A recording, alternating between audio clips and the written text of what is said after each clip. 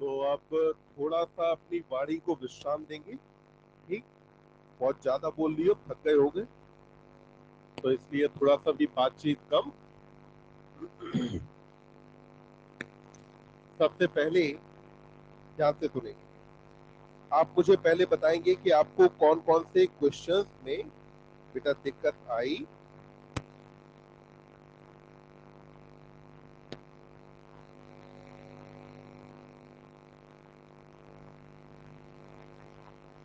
चलो, बस question number 151। चलिए, 151 में देखेंगे। कहा कि final reabsorption of water from the filtrate into the blood occurs through the collecting duct of a mammalian nephron, resulting in production of hyperosmotic urine। सही है कि गलत? सही है ना? क्या होगा कि जब अगर फाइनल रीअब्जॉर्प्शन कौन करेगा? Collecting duct. और रीअब्जॉर्प्शन की वजह से क्या हो जाएगा कि यूरिन कंसंट्रेट होगी, यानी कि इसकी ऑस्मोलरिटी बढ़ेगी। तो इस चीज को अपन ने क्या कहा? Hyper osmotic.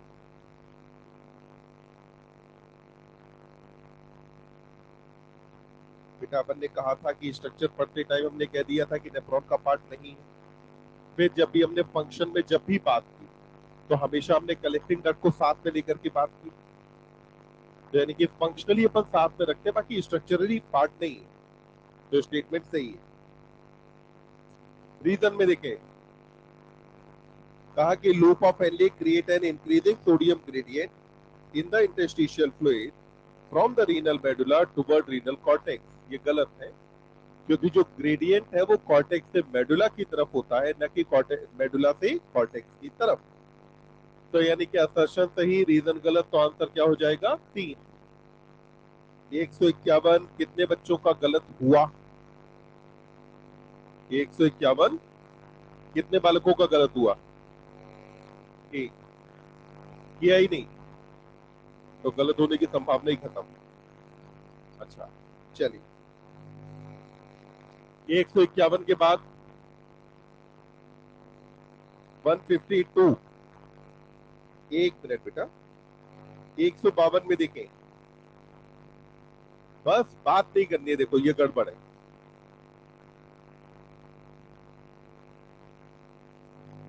Which one of the following statement is correct with respect to kidney function regulation? Last bench पे बेटा, मैं अलग से कार्ड छपवा के भेजूं, इसलिए ऐसे ही चुप हो जा। Which one of the following statement is correct with respect to kidney function regulation? First, when someone drink lot of water, EDH release is suppressed। सही की गलत? सही है। टू में कहा exposure to cold temperature of body of stimulate EDH release of EDH। ये क्या है? गलत। जब अगर कोल्ड टेम्परेचर होगा, स्वेटिंग नहीं होगी, यूरिन वॉल्यूम बढ़ाना है। यूरिन वॉल्यूम बढ़ाना है तो एडीएच को क्या करना होगा? कम। थर्ड में का increase in glomerular blood flow stimulate formation of angiotensin second. तो एंजियोटेंसिन सेकेंड तब बना था जब जीएफआर कम हुआ था। अगर ग्लोमेरुलर ब्लड फ्लो बढ़ा, तो इसका मतलब है कि इसके बढ़ने पर जीएफआर बढ़ेगा। अब एंजियोटेंसिन सेकेंड सेक्रेट नहीं, फॉर्म नहीं होगा। फोर में कहा during summer when body loses lot of water bye evaporation, release of ADH is suppressed. ये गलत है। समर के टाइम पे एडीएच का सेक्रेशन ज्यादा होगा। 52 के बाद 176, 176 होता है। तो परेशान मत हो, मैं हिंदी माध्यम का छात्र हूँ।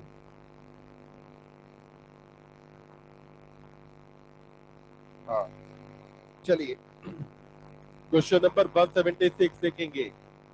बेटा लास्ट बेंच पे, बेटा इधर। ठीक, तुमने पड़ोसी से बात करने की फीस नहीं भरी है। ठीक, मेरी बात सुनने की फीस भरी है। ध्यान सुनना। Human skull is dicondylic as two parietal condyles are present. सही की गलत? गलत। ऑसिपिटल कंडाइल होते हैं, पैराइटल कंडाइल नहीं होते। टू में कहा occipital condyle found at the interior side of skull.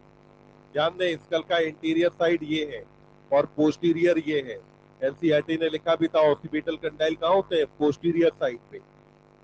Third में कहा Atlas vertebra help in rotation of neck, तो पाइवट जॉइंट एटलस और एक्सिस के बीच में बना था, तो मदद दोनों करेंगे, एटलस एक्सिस दोनों हेल्प करेंगे ना। फोर में कहा spinal cord passes into the vertebral column through neural canal, ये बात सही है, यानी कि थर्ड और फोर्थ है इसके अंदर सही। 176 के बाद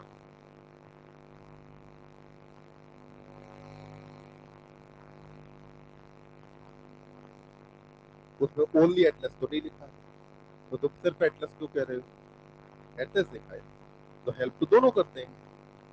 इस बात को समझो, तुम अपने मन से हर जगह ओनली लगाने लगोगे तो गड़बड़ कर दोगे। हर जगह अपने मन से ओनली नहीं लगा देता है, जब ओनली लगा है तो ही। ध्यान देंगे 174,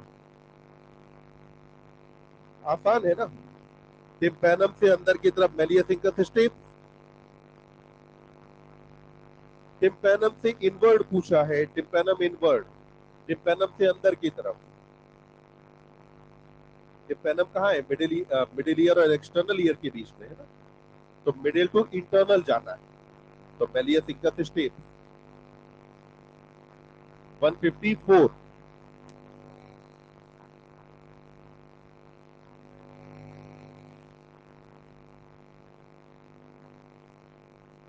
क्वेश्चन नंबर 154 कहता है, ये तो एकदम आसान है भाई, एंजियोटेंसिनोजन कौन बनाता है, लिवर, लिवर की सेल का नाम क्या होगा, हेपेटोसाइट।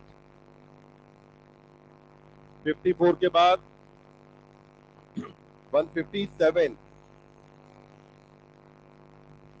इसमें कहा kidney are not the only organ of excretion, their work is not supplemented by, यानी कि कौन मदद नहीं करता, तो याद करें पैराग्राफ, उस पैराग्राफ में नाम लिया था लिवर का, लंग्स का नाम लिया था sweat gland, sebaceous gland, saliva, तो यहाँ पे इनमें से नाम किसका नहीं है, टीयर ग्लैंड। 157 के बाद 198, 167, common collagenous connective tissue sheet which surround the muscle bundles, fascia, कहाँ समस्या है इसमें, यहाँ मसल बंडल्स की बात करिए ना, अगर एक बंडल की बात करते हैं तो पेरीमाइसियम, बंडल्स की बात करेंगे तो फेशिया। 7 के बाद 181,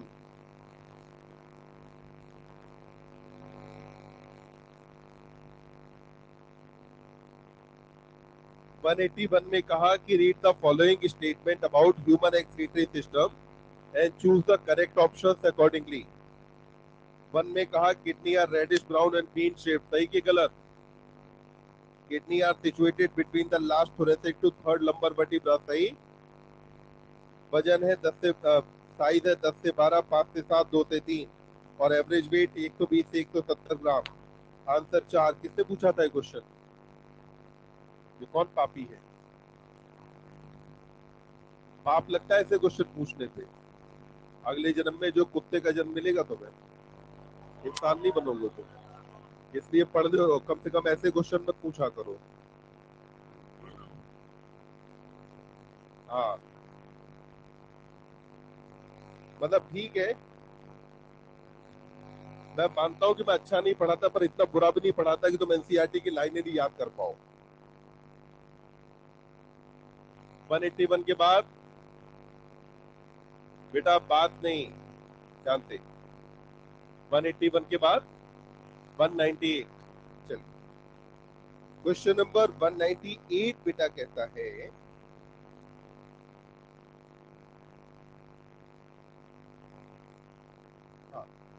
correct sequence of event during relaxation of muscle. सबसे पहले कैल्शियम जाना चाहिए सार्कोप्लाज्मिक रेटिकुलम में, जब कैल्शियम चला जाएगा तो इसके बाद मसल में अवेलेबल एटीपी जब मायोसिन हेड पे बाइंड करेगी तो इसकी वजह से क्रॉस ब्रिज टूटेगा, और जब एक बार क्रॉस ब्रिज टूट जाएगा तो दोबारा ये क्रॉस ब्रिज न बने, इसके लिए एक्टिन की एक्टिव साइट को मास्क कर दिया जाएगा, तो आंसर क्या हो जाएगा 2, फिर 3, फिर क्या आ जाएगा 1। क्या दिया है, 4 दिया है, ये 3 दिया है,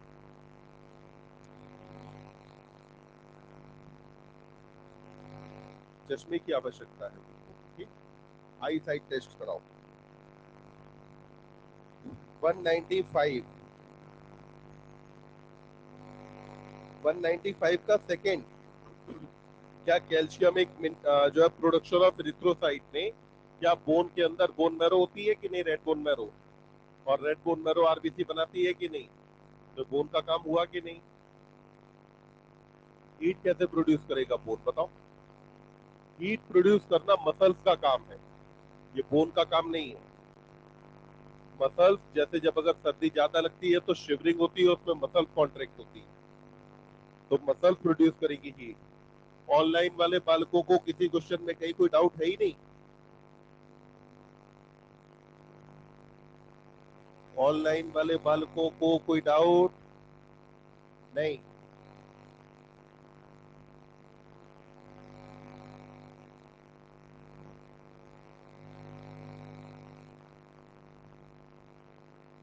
एक मिनट बेटा,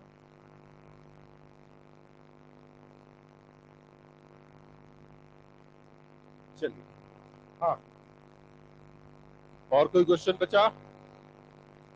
170,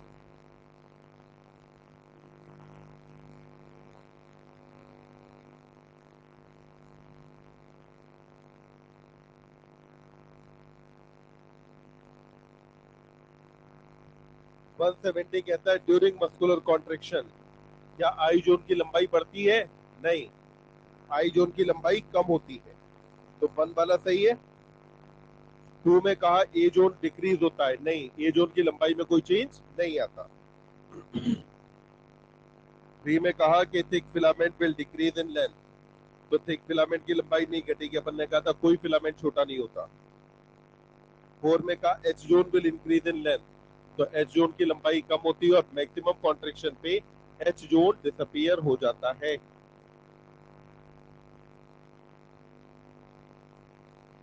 रवि साहब 196,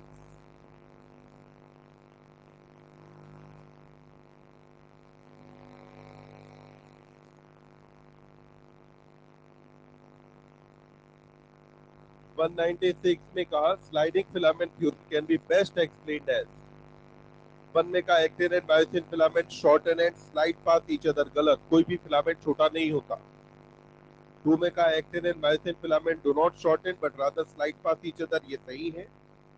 3 में मायोसिन को छोटा कराया है, और जो है 4 में एक्टिन को छोटा करा दिया, तो 3 और 4 भी गलत है।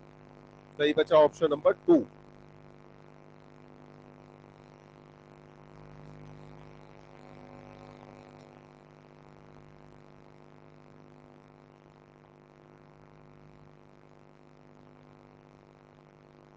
चलो, एक बात, अब एक मिनट रुको। क्वेश्चन नंबर 151 कितने बच्चों का गलत हुआ, चलो, नहीं किया या गलत हुआ दोनों चीजें इंक्लूड कर सकते हैं अपन, कि ठीक है हमने छोड़ दिया इसलिए कि हमें लगा गड़बड़। चलो, 155 कितने बच्चों का गड़बड़ हुआ, 155, ज्यादा गड़बड़ नहीं हुआ।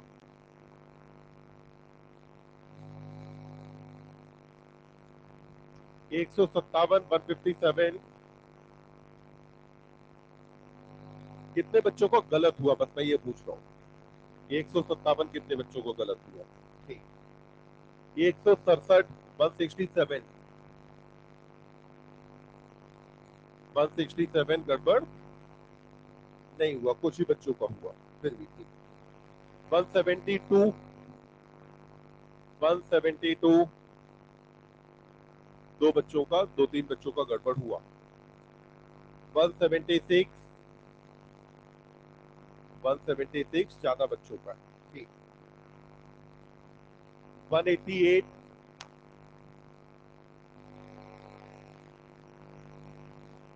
ठीक। 187, क्वेश्चन नंबर 187 कितने बच्चों का गलत हुआ, उसको सही करके भी आए कि नहीं। 188 के बाद 187, ठीक। 196 कितने लोगों का गड़बड़ हुआ, 196, चलो, और 198, चलो। तो अब एक बार मुझे बताएं, कितने बच्चों के नंबर 150 से कम रहे? देखो 150 अपन एक बॉर्डर क्राइटेरिया इसलिए अब लेके चलेंगे आगे, क्योंकि हमें कम से कम भी आज का सिनेरियो जो समझ में आता है कि मेडिकल कॉलेज पहुंचने के लिए कम से कम आपको 600 नंबर तो चाहिए, और 600 अगर चाहिए तो उसमें से जूलॉजी का हिस्सा हो जाता है 150, कम से कम 150 नंबर आने चाहिए। 150 से कम कितने बच्चों के नंबर आए? यानी कि नंबर अभी अच्छी खासी संख्या में है। कितने बालकों के नंबर 150 से कम? सिंपल सी बात है, अपन अब ये लेकर के चलेंगे कि 150 से नीचे कुछ भी नहीं। नंबर जूलॉजी में कंसिडरेबल अपने तभी है जब नंबर 150 से ऊपर आ रहे हैं। अगर 150 से नीचे आ रहे हैं तो मतलब नंबर अपने अभी कंसिडरेबल नहीं। हम कहीं ना कहीं अभी वो काम नहीं कर पा रहे हैं, चाहे गलती तुम्हारे एंड पे हो या मेरे एंड पे हो। क्योंकि देखिए, जब तक आप नीट का एग्जाम नहीं दे के आते, तब तक मैं और तुम हम मिलकर के टीम, हमें एक टीम की तरह काम करना है, तभी आपका सिलेक्शन होगा, तभी आप मेडिकल कॉलेज तक पहुंचेंगे। तो चाहे गलती तुम्हारे एंड पे हो, चाहे गलती मेरे एंड पे हो, दोनों में से कहीं भी गड़बड़ हो, पर अल्टीमेटली अपनी टीम हारेगी, और अपने को अपनी टीम को हारने नहीं देना। किसी भी कंडीशन में अपनी टीम को जिताना है, और अपनी टीम को जिताना है तो मैं अपनी तरफ से अपने जितने प्रयास होंगे मैं करूंगा। तुम्हारे एंड पे जितने तुम्हारे एफर्ट है, तुम्हें ईमानदारी से अपने प्रयास तुम्हें करने हैं। बस अपने को करना है कि अपनी टीम को इतने से ऊपर लेकर के जाना है, 150 से ऊपर। 150 से नीचे का मतलब अब कुछ भी नहीं। ठीक। तो अपन अब कोशिश करेंगे कि जितने बच्चों के नंबर 150 से कम आए, उसमें से जिन बच्चों को अगर लगता हो कि तुम्हें अगर कहीं भी अपने पढ़ने में किसी भी चीज में कहीं कोई समस्या आ रही है, तो मुझसे क्लास के बाहर बात कर सकते हो। ब्रेक में, सुबह डाउट काउंटर पे आप नीचे आ सकते हैं, शाम को आप डाउट काउंटर पे आ सकते हैं। कभी भी जब आप चाहो, आप हमेशा अवेलेबल है। आपके पास टेलीग्राम वाला माध्यम है बात करने का। हाँ, उस पर जो नॉनसेंस टाइप बातें नहीं करनी, जैसे कल चार्ली, कौन है टैंको चार्ली, कोई है कल क्लास में? ये कौन था जिसने लिखा कि ऑल रॉन्ग? तो उस महानुभूति से मैं मिलना चाहता हूँ कि है कौन आज?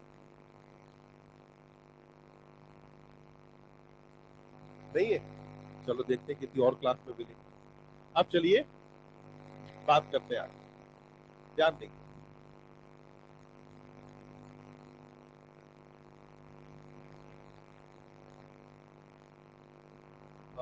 साउंड में वाइब्रेशन है। एक मिनट रुको बेटा, मैं जरा।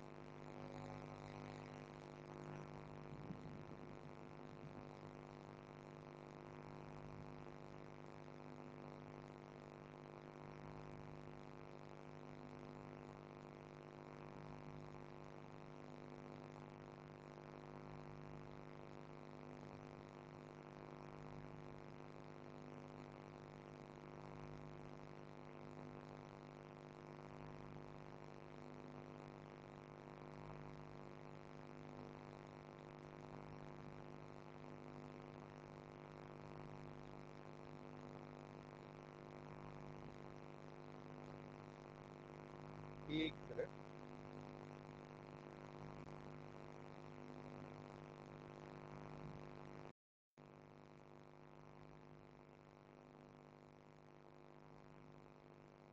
अच्छा, ऑनलाइन वाले बच्चों को बेटा अभी साउंड कुछ ठीक आया या वाइब्रेशन अभी भी है?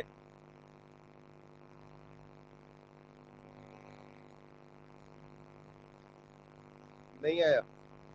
चलो तो बेटा, टेक टीम में से किसी को आने दो। तो टेक टीम में से एक बार किसी को आने देते हैं, फिर अपन देखते हैं। अब जरा ध्यान दें।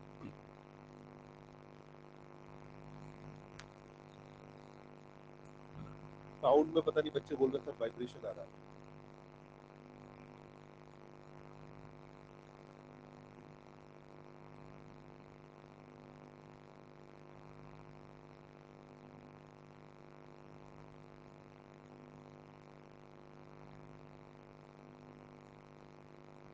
Hello, hello, mic testing, hello.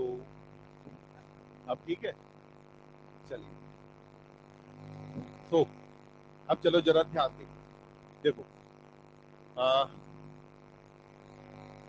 तो लास्ट क्लास में हमने स्टार्ट किया था न्यूरल कंट्रोल एंड कोऑर्डिनेशन। ठीक, जब तुम में से अधिकांश बालक जो है घर पे अपने टेस्ट की तैयारी कर रहे थे, ऐसा मैं सोचता हूँ कि आप घर पे अपने टेस्ट की तैयारी कर रहे थे। ठीक, अब बाकी आप क्या कर रहे थे तो भगवान माने। तो कुल मिला के अपन ने कहा था कि न्यूरल कंट्रोल एंड कोऑर्डिनेशन का मतलब ये है कि जब अगर आप किसी एक ऑर्गन की एक्टिविटी को अगर रेगुलेट करते हैं तो इसे क्या कहा जाएगा, कंट्रोल। वहीं पर कोऑर्डिनेशन का मतलब है कि जब दो ऑर्गन्स आपस में इंटरेक्ट करें और एक दूसरे के फंक्शन को अगर कंप्लीमेंट करें, एक दूसरे के फंक्शन को अगर पूरा करते हैं, जिससे कि हमारी बॉडी में होम्योस्टेसिस बनी रहे, तो इस चीज को क्या कहा जाता है, कोऑर्डिनेशन। तो हमारे अंदर ये जो न्यूरल कंट्रोल एंड कोऑर्डिनेशन है, इसको लाने वाला जो सिस्टम है उसको हम कहते हैं नर्वस सिस्टम। और ये जो नर्वस सिस्टम या न्यूरल सिस्टम है, इसकी शुरुआत एनिमल किंगडम में होती है फाइलम निडेरिया, यानी कि एनिमल्स में फाइलम पॉरीफेरा के अंदर कोई भी नर्व सेल या न्यूरॉन नहीं पाया जाता। न्यूरॉन केवल कहां पाए जाते हैं, फाइलम निडेरिया से शुरुआत होती है और इससे आगे होगी। आपने कहा कि निडेरिया में हाइड्रा के अंदर आपने कहा कि नर्व नेट पाया जाता है, यानी कि डिफ्यूज टाइप नर्वस सिस्टम है। इंसेक्ट्स में कंपेटिवली ज्यादा बेहतर डेवलप नर्वस सिस्टम होता है, जहां पे ब्रेन होगा, गैंग्लिया होगा, और ब्रेन और गैंग्लिया के अलावा आपने कहा न्यूरल टिश्यू। वहीं पर वर्टिब्रेट्स के अंदर जो नर्वस सिस्टम है वो कहीं ज्यादा बेहतर डेवलप। अब हम बात करने वाले थे अबाउट ह्यूमन न्यूरल सिस्टम। तो ये अपन ने स्टार्ट कर लिया था, थोड़ा सा एक बार रिवाइज कर लेते हैं।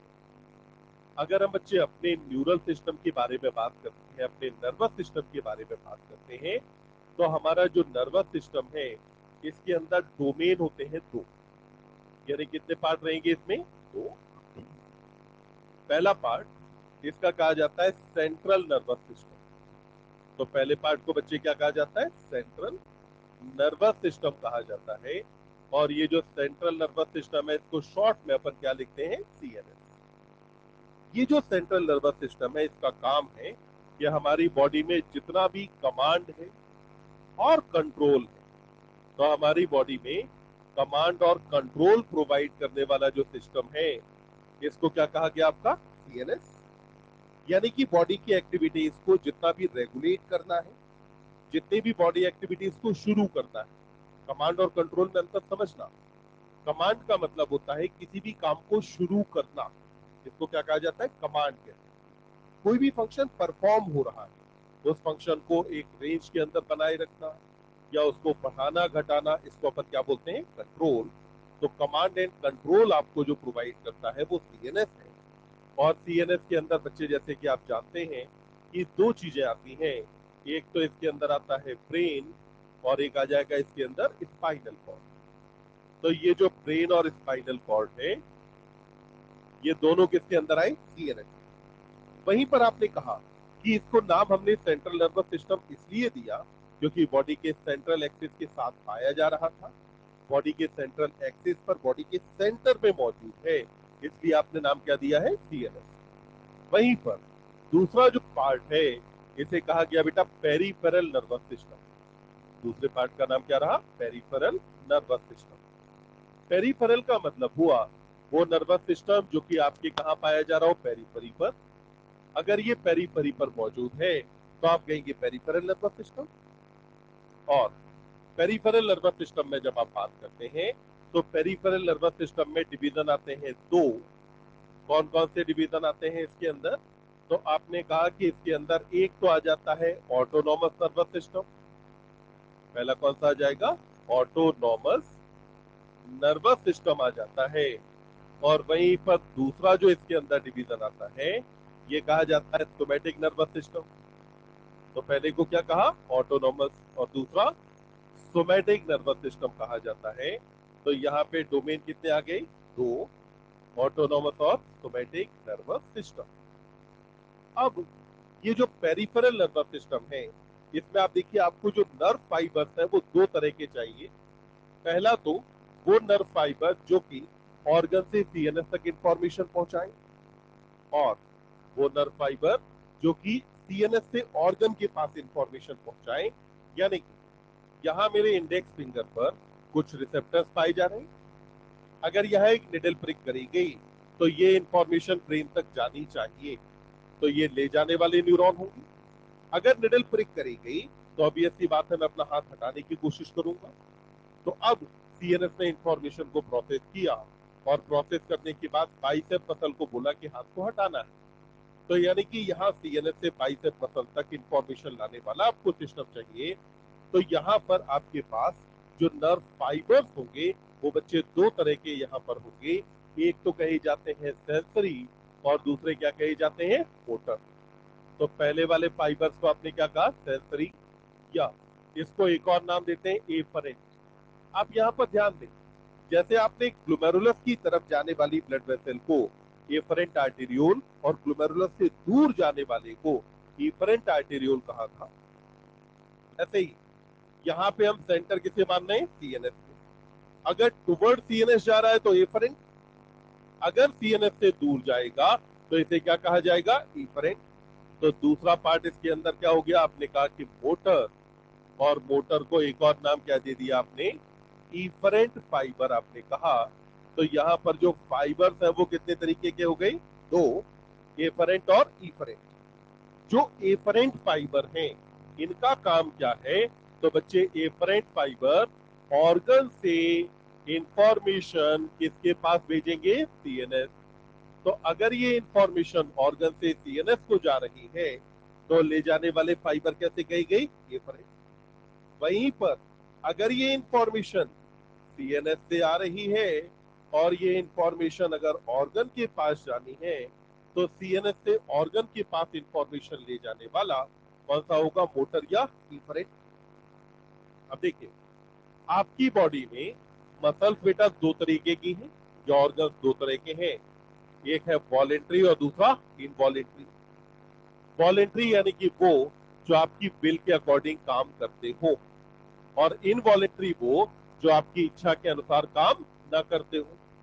जनरली अगर आप देखें तो वॉलेंट्री ऑर्गन आपकी वॉलेंट्री मसल्स है, और जो इनवॉलेंट्री ऑर्गन है वो आपकी बॉडी के इंटरनल ऑर्गन है। इंटरनल ऑर्गन हमारे सारे इनवॉलेंट्री होते हैं, उनपे हमारा अपना कोई कंट्रोल नहीं होता।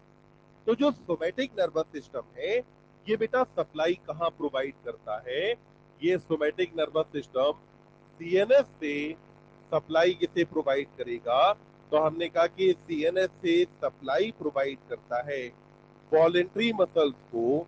यानी कि आपने कहा कि ये सप्लाई प्रोवाइड करेगा स्केलेटल मसल्स को। तो सीएनएस से वॉलेंट्री मसल्स के पास इंफॉर्मेशन ले जाना इसका काम होता है सोमैटिक नर्वस सिस्टम का। अब ये जो सोमैटिक नर्वस सिस्टम है इसके अंदर दो चीजें इंक्लूड करी जाती हैं। पहला तो इसके अंदर आप रखते हैं बेटा एक तरफ क्रेनियल नर्व्स। पहला क्या रखा जाता है इसके अंदर, क्रेनियल नर्व्स। क्रेनियम नाम किसके लिए आया, ब्रेन बॉक्स। तो क्रेनियल नर्व्स वर्ड से आप समझ जाएं कि वो नर्व जो कि आपके ब्रेन से कनेक्टेड हैं उनको नाम क्या देंगे, क्रेनियल नर्व।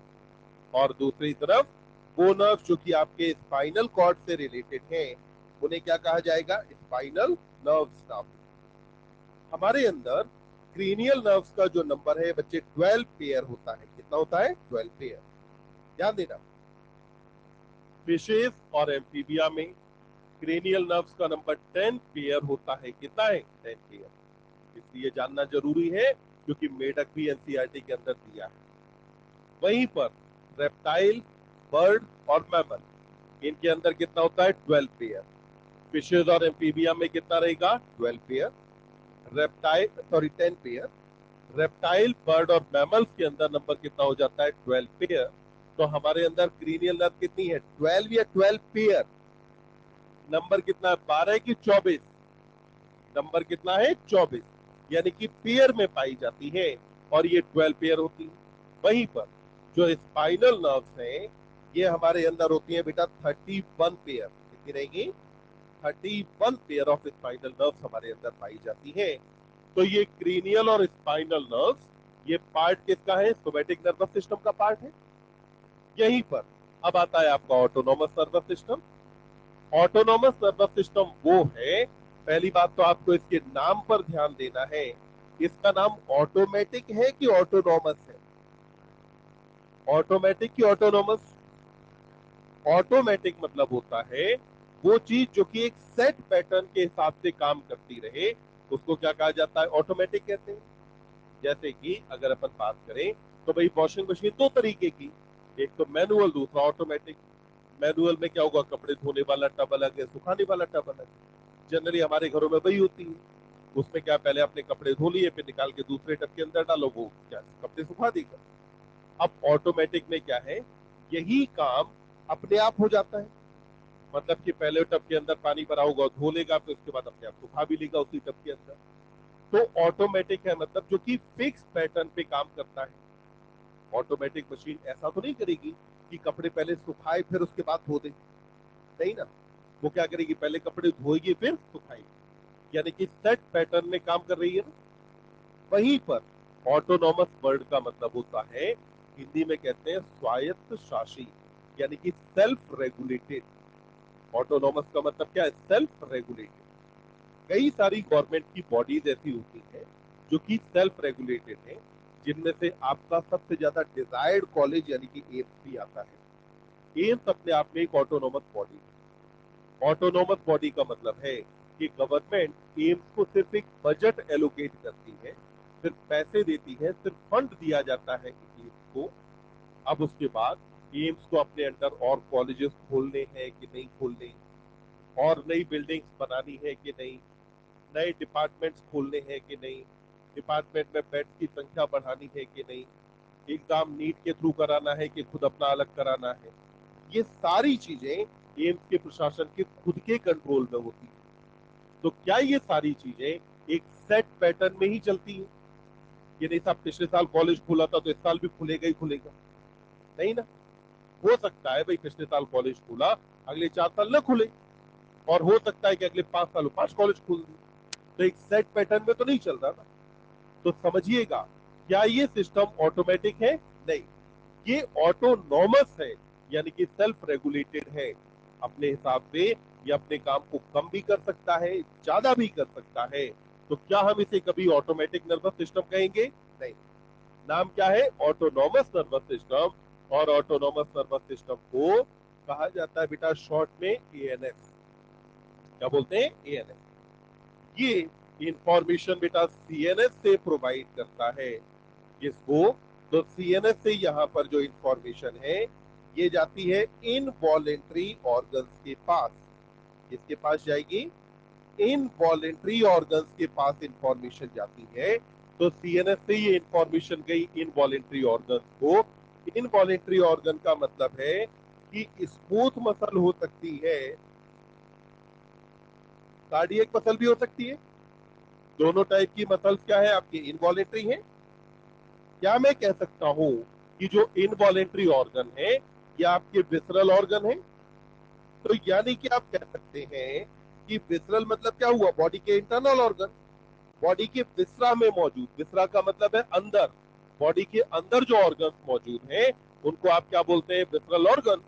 तो विसरल ऑर्गन्स के लिए इंफॉर्मेशन पहुंचाना किसका काम होता है? एएनएस का। किसका काम है? एएनएस। यहीं पर हम सबसे नीचे वाला पैराग्राफ पढ़ेंगे। तो नीचे वाले पैराग्राफ में एनसीईआरटी ने एक नाम लिया है, विसरल नर्वस सिस्टम। किसका नाम लिया बेटा? विसरल नर्वस सिस्टम का नाम लिया है। तो यहां पर विसरल नर्वस सिस्टम और एएनएस दोनों में अंतर क्या होता है उसको भी जरा एक बार समझ लें। देखिए, एएनएस की जब आपने बात करी तो सीएनएस से इनवॉलेंट्री ऑर्गन के पास जो सिग्नल गया, जो इंफॉर्मेशन गई, वो कैसी थी? सेंसरी या मोटर? कैसी है? मोटर। इंफॉर्मेशन कैसी? मोटर। यानी कि एएनएस का मतलब जो होता है, एएनएस में केवल मोटर कंपोनेंट आता है। एएनएस के अंदर केवल क्या आता है? Motor component. मोटर कंपोनेंट का मतलब है कि एएनएस केवल उतने को कहा जाता है जब तक सीएनएस इनवॉलेंट्री ऑर्गन्स को इंफॉर्मेशन भेज रहा हो, तो उसको क्या कहते हैं? हम एएनएस कहते हैं। पर जब अगर सीएनएस को इनवॉलेंट्री ऑर्गन्स को इंफॉर्मेशन भेजनी है तो उससे पहले सीएनएस को इंफॉर्मेशन चाहिए भी तो होगी इनवॉलेंट्री ऑर्गन से कि भाई क्या करना है। फॉर एग्जाम्पल समझिएगा, जो आपका आरआरसी था, आरआरसी ने सिग्नल भेजा था ईआईसीएम को और डायफ्राम मसल को। हमने कहा था कि जब भी अगर बात आती है मेंटेन करने की, तो कौन मेंटेन करता है? आरआरसी। और जब मॉडरेट करने की बात आती है, तो मॉडरेट कौन करता है? Pneumotaxic centre. तो अब जब मॉडरेट करना है, तो उसके लिए इंफॉर्मेशन एओर्टिक बॉडीज और कैरोटिड बॉडीज से चाहिए, उसके लिए इंफॉर्मेशन कीमोसेंसिटिव एरिया से चाहिए। इसका मतलब है पहले एक सेंसरी इंफॉर्मेशन आएगी कि भाई ब्लड के अंदर पीसीओ2 और एच+ बढ़ा, तो उसकी वजह से अब एक मोटर इंफॉर्मेशन जाएगी, और ये मोटर इंफॉर्मेशन क्या करेगी? अब ब्रीदिंग रेट को चेंज करा देगी। ब्रीदिंग रेट अब क्या कर दिया जाएगा? चेंज कर दिया जाएगा। या और आप समझिए, यहां पर एएनएस का मतलब क्या है? सीएनएस से voluntary motor signal urinary bladder के पास आया, जिसकी वजह से ब्लैडर की मसल्स का कॉन्ट्रेक्शन हुआ और स्फिंक्टर क्या हो गया? रिलैक्स। यह है एएनएस। ये क्या है? Autonomous nervous system. पर सीएनएस से ये इंफॉर्मेशन आए उससे पहले क्या यूरिनरी ब्लैडर के स्ट्रेच रिसेप्टर से इंफॉर्मेशन सीएनएस के पास जाना जरूरी था कि नहीं? जरूरी था ना। यानी कि विसरल नर्वस सिस्टम किसे कहा जाता है? तो हम कहते हैं कि visceral nervous system is whole complex of, पढ़ेंगे एनसीईआरटी, क्या लिखा है? Whole complex of nerve fibre.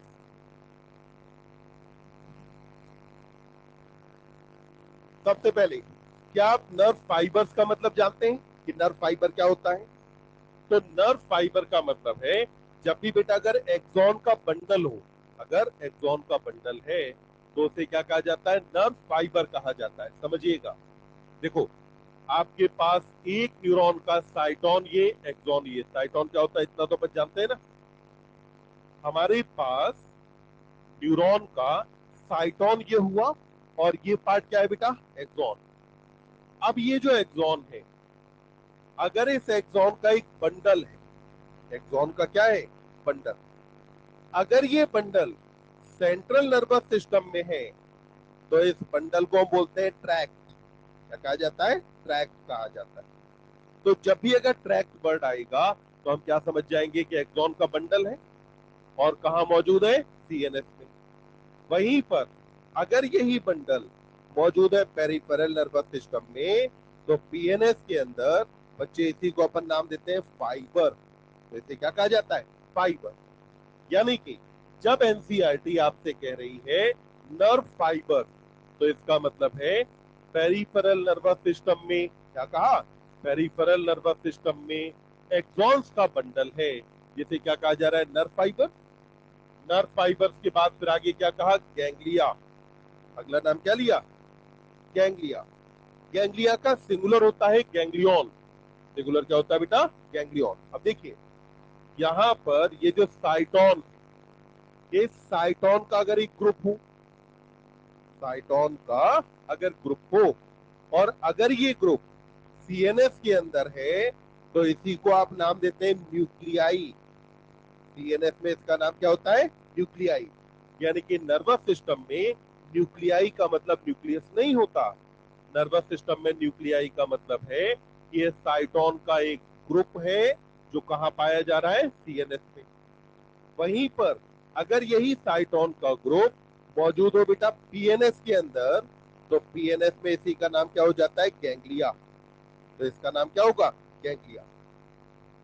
तो जब आप कहते हैं, यहां पर आपने कहा नर्व फाइबर, नर्व फाइबर के बाद कहा गैंग्लिया, तो फाइबर का मतलब है एक्सॉन का बंडल, और गैंग्लिया का मतलब क्या हुआ? साइटोन का एक ग्रुप। तो आपने कहा कि यहाँ नर्व फाइबर, गैंग्लिया, और इसके बाद एनसीईआरटी एक टर्म यूज करती है प्लेक्सस। वर्ड क्या लिया? प्लेक्सस। प्लेक्सस का मतलब होता है नेटवर्क। प्लेक्सस मतलब नेटवर्क, यानी कि जाल। अब समझना, प्लेक्सस किसे कहा जाता है?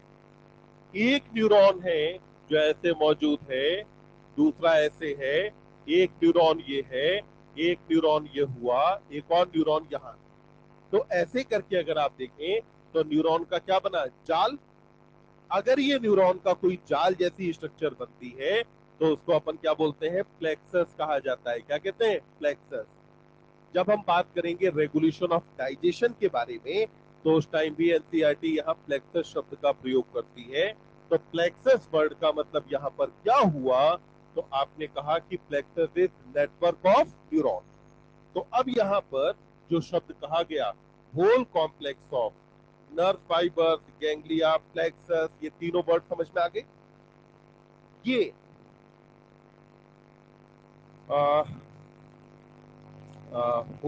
एनसीईआरटी की लाइन थी, whole complex of nerve fibres, ganglia, plexus. यहाँ पे कहा कि विच, एक बार पढ़ के बताओ।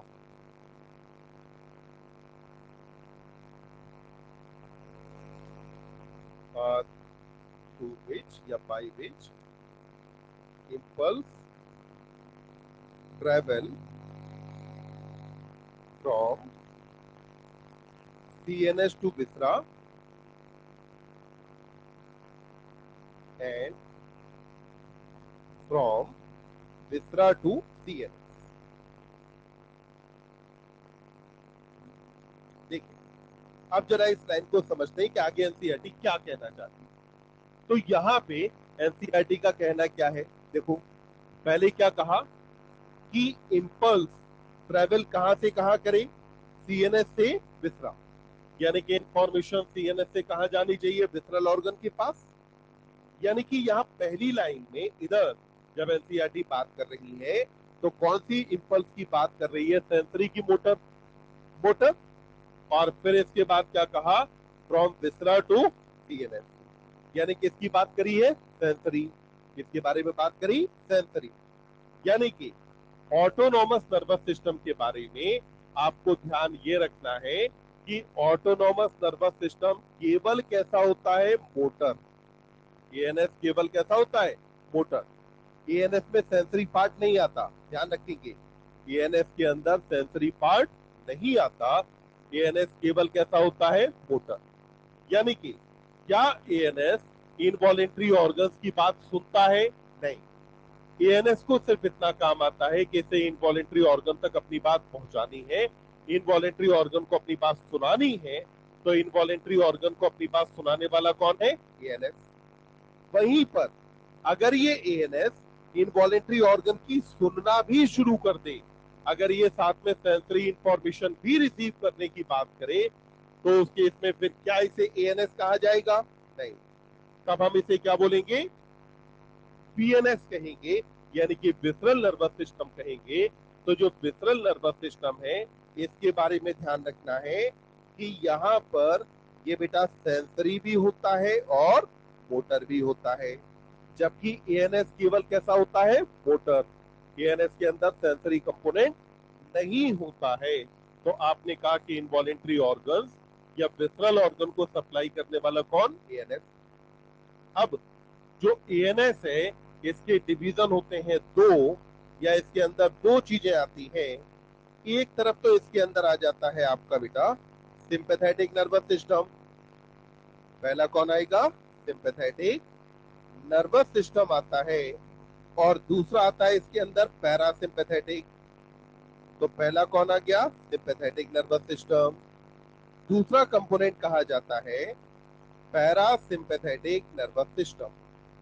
तो दूसरे का नाम क्या हुआ, पैरासिम्पैथेटिक नर्वस सिस्टम नाम है।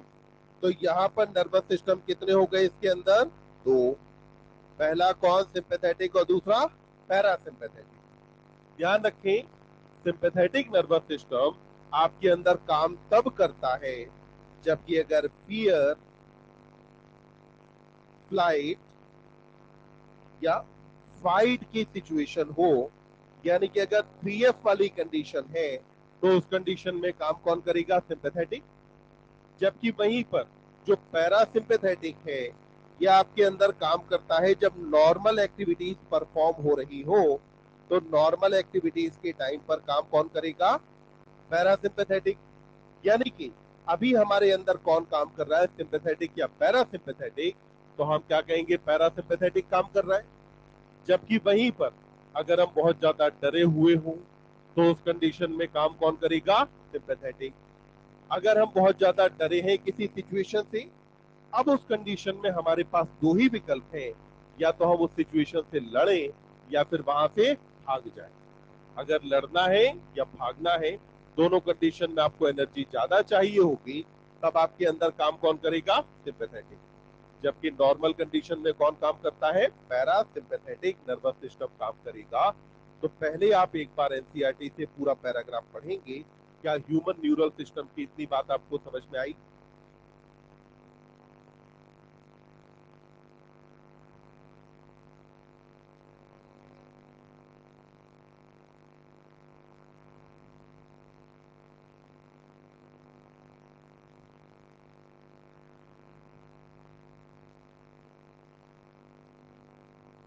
सोमैटिक नर्वस सिस्टम में यहाँ जो बेटा क्रेनियल और स्पाइनल नर्व्स आती हैं, जितनी भी स्पाइनल नर्व्स है वो सारी मिक्स होती हैं, यानी कि सब में सेंसरी और मोटर दोनों पार्ट होते हैं। वहीं क्रेनियल नर्व में कुछ सेंसरी है, कुछ मोटर है और कुछ मिक्स्ड है। यानी कि जब आप सोमैटिक नर्वस सिस्टम की बात करते हैं तो इसके पास सेंसरी और मोटर दोनों पार्ट होते हैं। जब आप बात करते हैं एएनएस के बारे में, तो एएनएस के पास केवल मोटर होता है। अगर एएनएस को जो सप्लाई मिलेगी वो यहां से मिलने वाली है, ठीक। अगर एएनएस को अगर सेंसरी सप्लाई भी मिल जाती है तो एएनएस और सेंसरी वाले पार्ट को मिला करके आप क्या बोल देते हैं? वीएनएस, यानी कि विसरल नर्वस सिस्टम कहा जाता है।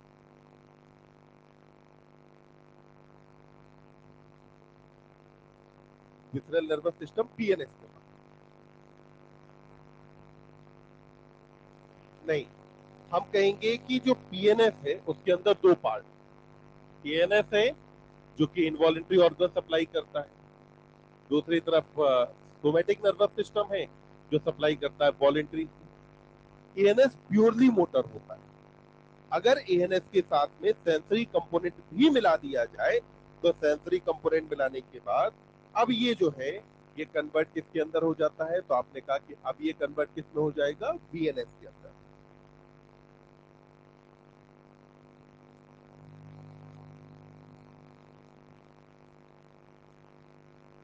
वीएनएस को अपन कहेंगे कि एएनएस प्लस सेंसरी पार्ट। हाँ बेटा, थोड़ा तेज बोलू। नॉर्मल एक्टिविटी का मतलब है जैसे अभी आप आराम से बैठे, ठीक। तो अभी आपके अंदर जो नर्वस सिस्टम काम कर रहा है वो कौन सा आपके अंदर काम कर रहा है? पैरासिम्पैथेटिक। अभी तुम्हारे अंदर काम कौन कर रहा है? पैरासिम्पैथेटिक। वहीं पर अगर ये तीनों में से कोई कंडीशन होगी तो ये कंडीशन होने पे काम कौन करेगा? सिंपैथेटिक काम करने लगेगा। क्या बेटा? एएनएस में सेंसरी नहीं होता।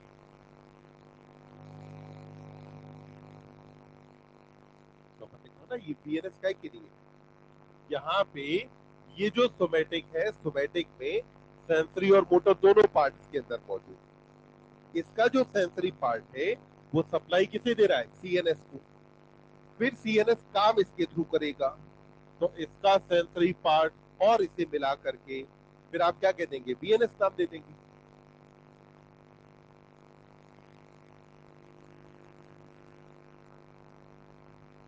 केवल देता है, लेता नहीं।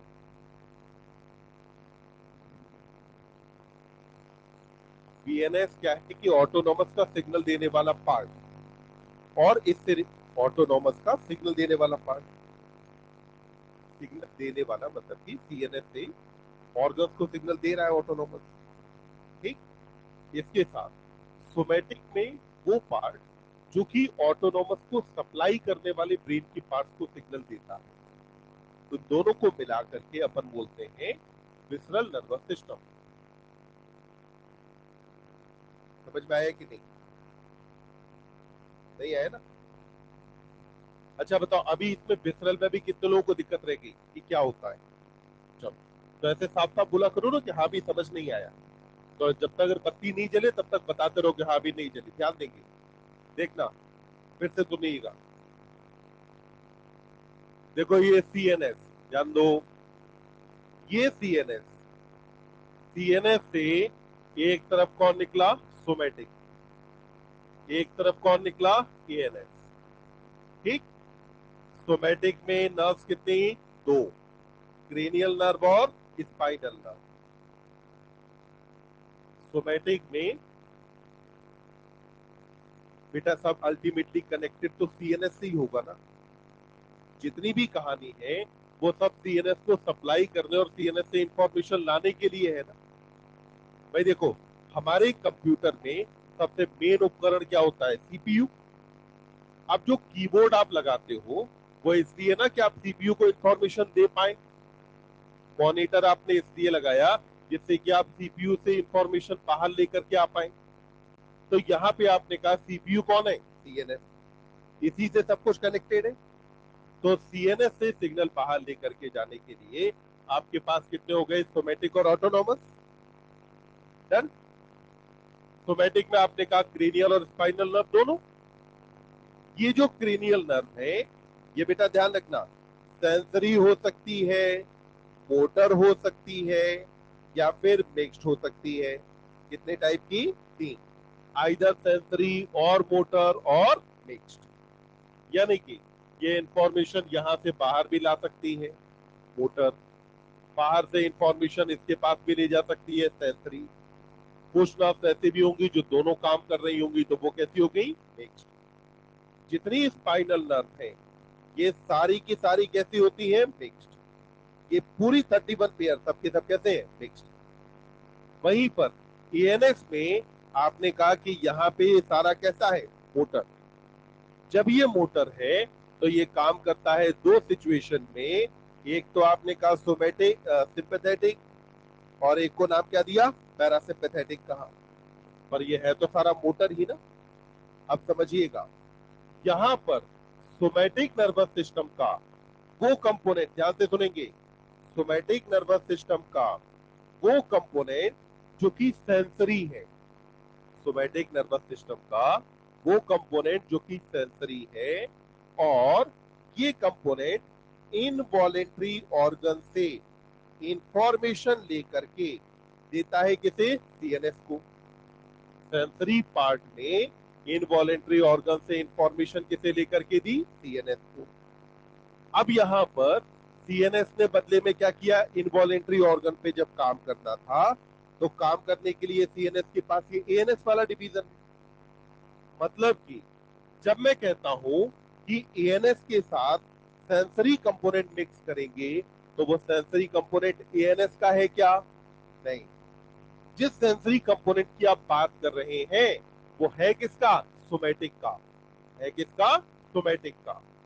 पर ये इंफॉर्मेशन कहां से ला रहा है, इनवॉलेंट्री ऑर्गन से। ध्यान देना, इनवॉलेंट्री ऑर्गन से इंफॉर्मेशन ला रहा है, देता नहीं है। ध्यान से सुनिएगा, इनवॉलेंट्री, ये इंफॉर्मेशन कहां कहां से लाया, तो आपने कहा कि इंफॉर्मेशन इनवॉलेंट्री ऑर्गन से लाया और वॉलेंट्री ऑर्गन से लाया। कितनी जगह से इंफॉर्मेशन लाया, दो। तो ये इंफॉर्मेशन लाता तो दो जगह से है, पर ये इंफॉर्मेशन देता केवल किसे है, वॉलेंट्री को। अब इनवॉलेंट्री को इंफॉर्मेशन कौन देगा, तो इनवॉलेंट्री को इंफॉर्मेशन देने वाला कौन है, एएनएस। तो इसका मतलब हुआ कि अगर आप एएनएस के साथ सोमैटिक नर्वस सिस्टम के उस कंपोनेंट को मिला देते हैं जो इनवॉलेंट्री ऑर्गन से यहां इंफॉर्मेशन पहुंचा रहा था, तो इसे आप क्या कहेंगे, विसरल। तो क्या कहा जाएगा, विसरल। अब आप कहोगे तो हम एक काम करते, इसे सोमैटिक और विसरल में डिवाइड कर लेते, तो आपका क्लासिफिकेशन गलत हो जाता, क्योंकि विसरल में न केवल ये आता है बल्कि इसके साथ में ये वाला कंपोनेंट भी तो आता है। और ये जो कंपोनेंट है, ये कंपोनेंट हिस्सा किसका है, सोमैटिक का। तो फिर तो आपका क्लासिफिकेशन गलत हो गया ना। इसीलिए क्या हम सोमैटिक और विसरल में क्लासिफाई करते हैं, नहीं। क्लासिफाई किसमें करेंगे, सोमैटिक और ऑटोनॉमस में। विसरल के बारे में बात करेंगे बाद में। विसरल में क्या कहेंगे, सोमैटिक की वो नर्व्स, वो फाइबर जो इनवॉलेंट्री ऑर्गन से सीएनएस को इंफॉर्मेशन भेजते हो उनको आप लो, और एएनएस को आप ले लो। दोनों को मिला करके क्या बोल देंगे, विसरल नर्वस सिस्टम कहेंगे। बोलो अब इतनी बात समझ में आई कि नहीं, अब आ गया। क्या ऑटोनॉमस नर्वस सिस्टम और विसरल नर्वस सिस्टम दोनों बातें सेम होती हैं? दोनों बातें अलग अलग है ना। ऑटोनॉमस केवल कैसा होता है, मोटर, जबकि वही विसरल में सेंसरी और मोटर दोनों तरीके के पार्ट हैं। अगर इतनी बात समझ में आती है तो इस क्लासिफिकेशन को एक बार लिख लेना कॉपी में कहीं, ऐसे आपके थोड़ा सा ज्यादा बेहतर काम आ सकता है। दो अलग अलग बातें, उसको उससे रिलेट सिर्फ इतना करना है कि अगर ऑटोनॉमस के साथ इसका सेंसरी पार्ट भी मिला दिया जाए तो हम इसे कहेंगे विसरल। पर अगर आपसे कभी कहा जाए कि क्या ऑटोनॉमस नर्वस सिस्टम का दूसरा नाम विसरल नर्वस सिस्टम है, तो आप कहेंगे नहीं, एएनएस का दूसरा नाम विसरल नहीं।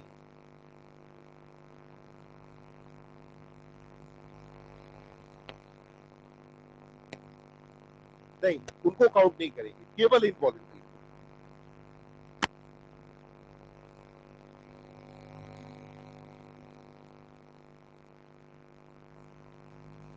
प्रभु एक बार एनसीईआरटी पढ़ लो। फिर भी ब्रेन स्पाइनल कॉर्ड किसका पार्ट है, सीएनएस का, ठीक। यहां से आपके वॉलेंट्री ऑर्गन्स को जो इंफॉर्मेशन लेकर के जाएगा उसका नाम क्या है, सोमैटिक या ऑटोनॉमस, सोमैटिक। इनवॉलेंट्री को इंफॉर्मेशन लेकर के जाएगा वो कौन, ऑटोनॉमस, ठीक। अब जो सोमैटिक है, सोमैटिक में सेंसरी और मोटर दोनों तरीके के फाइबर मौजूद हैं। अगर वॉलेंट्री ऑर्गन से, जैसे इस मसल में कोई रिसेप्टर मौजूद हो, यहां से अगर इंफॉर्मेशन सीएनएस को भेज रहा है और सीएनएस से इसको इंफॉर्मेशन आ रही है, तो क्या इस पूरी कहानी में कहीं भी ऑटोनॉमस इन्वॉल्व है, नहीं, नहीं है ना। तो इसका मतलब हुआ ये पूरा भी सोमैटिक का ही पार्ट है। पर अगर इंफॉर्मेशन, ध्यान देखिए, अगर जो सोमैटिक नर्वस सिस्टम था उसमें अगर कोई क्रेनियल नर्व या स्पाइनल नर्व किसी इनवॉलेंट्री ऑर्गन से इंफॉर्मेशन भेजती है सीएनएस को, तो ये पार्ट अभी किसका है, सोमैटिक का पार्ट है। डन। यहां से इंफॉर्मेशन अब गई इनवॉलेंट्री ऑर्गन के पास, जैसे मान लो इंटेस्टाइन के पास गई, तो जब सीएनएस से इंफॉर्मेशन इनवॉलेंट्री ऑर्गन के पास जाएगी तो ये पार्ट किसका है, एएनएस का। क्लियर। सीएनएस से इंटेस्टाइन से या विसरल ऑर्गन से जो इंफॉर्मेशन सीएनएस को गई थी वो ले जाने वाला कौन था, सोमैटिक का ही एक पार्ट था। उस पार्ट को और सीएनएस से इंटेस्टाइन तक इंफॉर्मेशन पहुंचाने वाले ऑटोनॉमस के पार्ट को मिला करके आप क्या कहेंगे, विसरल कहेंगे। अब क्लियर, आगे बढ़े। चलिए, तो हाँ, अब बात करते हैं बेटा एक बार न्यूरल टिश्यू के बारे में। और आप ध्यान दें, जब मैं यहाँ बात कर रहा हूँ न्यूरल टिश्यू के बारे में, तो मैं न सिर्फ यहाँ की बात करूंगा बल्कि पेज नंबर 105 पर जो एनसीईआरटी ने न्यूरल टिश्यू की बात की है उस चीज को भी अपन साथ में कवर करते हुए चल रहे होंगे। तो आप जरा ध्यान देंगे, न्यूरल टिश्यू का बेटा ओरिजिन होता है एक्टोडर्मल। ओरिजिन कैसा है, एक्टोडर्मल। ओरिजिन का मतलब क्या हुआ कि कौन सी जर्म लेयर से बना, एक्टोडर्म से। अगला ध्यान रखेंगे, यहाँ पे लीस्ट पावर ऑफ रीजनरेशन है, इसके पास पावर ऑफ रीजनरेशन सबसे कम। यानी कि ये टिश्यू इतना ज्यादा, ये टिश्यू इतना ज्यादा स्पेशलाइज्ड है कि अगर इसमें कोई सेल डैमेज हुई या किसी सेल की अगर डेथ हुई तो उसको वापस से बनाना बहुत मुश्किल काम। यहाँ रीजनरेशन शब्द को समझेंगे, इधर देखिए बेटा, इधर ठीक। रीजनरेशन शब्द का यहाँ जो मेरा मतलब है, देखिए न्यूरॉन के साथ दो तरीके की घटनाएं हो सकती है। पहला, एक न्यूरॉन इतना बड़ा है, ये इसका साइटोन वाला पार्ट है, ये इसका एक्सॉन पार्ट है। क्या हुआ, हमने एक नाइफ लेकर के हमने इस न्यूरॉन को मान लो बॉडी में यहाँ से काट, जब काटा तो अभी ये न्यूरॉन के दोनों हिस्से अभी जिंदा है, अभी मरे नहीं है, बस ये न्यूरॉन दो पार्ट में टूट गया है। अगर आप न्यूरॉन के दोनों हिस्सों को मिला दें, तो मिलाने के कुछ टाइम बाद ये न्यूरॉन अपने आप को रिपेयर कर लेगा, वापस से फंक्शनल हो जाएगा। तो ये हमने कहा कि न्यूरॉन के अंदर रिपेयर होता है। रीजनरेशन शब्द का मतलब ये है, ये न्यूरॉन था, किसी भी वजह से, जैसे मान लो इस न्यूरॉन पे हमने क्या किया, एसिड डाल दिया, तो न्यूरॉन पे एसिड डालने की वजह से पूरे न्यूरॉन की डेथ हो गई। अब यहाँ न्यूरॉन नहीं, क्या कोई दूसरा न्यूरॉन इस न्यूरॉन को बना सकता है? नहीं। जब मैं कहता हूं पावर ऑफ रीजनरेशन नहीं है, तो इसका मतलब मैं ये नहीं कह रहा कि पावर ऑफ रिपेयर नहीं, पावर ऑफ रिपेयर है। आपने अपने आसपास कुछ ऐसे इंसिडेंसेस सुने होंगे जब लोगों के हाथ की किसी वजह से उंगली कट गई, या कई बार कुछ हुआ कि लोगों के हाथ कट गए, कटने के बाद डॉक्टर ने वापस से स्टिचेस लगा करके और पूरे हाथ को फिर वापस से जोड़ दिया, और ये हाथ फिर वापस से फंक्शनल हो जाता है। अगर फंक्शनल है मतलब कि नर्व सप्लाई है। इस केस में ध्यान रखना, क्या न्यूरॉन की डेथ हुई थी? नहीं। आपने समय रहते आप डॉक्टर के पास पहुंचे, डॉक्टर ने दोनों न्यूरॉन्स को आपस में जोड़ दिया, यहाँ इस पार्ट में ब्लड सप्लाई वापस से इंश्योर कर दी, तो ब्लड सप्लाई इंश्योर करने के बाद अब ये पार्ट अपना काम कर पा रहा है। तो क्या पावर ऑफ रिपेयर होता है? यस। क्या पावर ऑफ रीजनरेशन है? नहीं। अगर ब्रेन का कोई न्यूरॉन की डेथ हो गई, तो क्या वो न्यूरॉन वापस से बन सकता है? नहीं। हाँ, कुछ मामलों में बन भी सकता है, पर ज्यादातर मामलों में हम बस वेट एंड वॉच वाली रणनीति अपनाते हैं।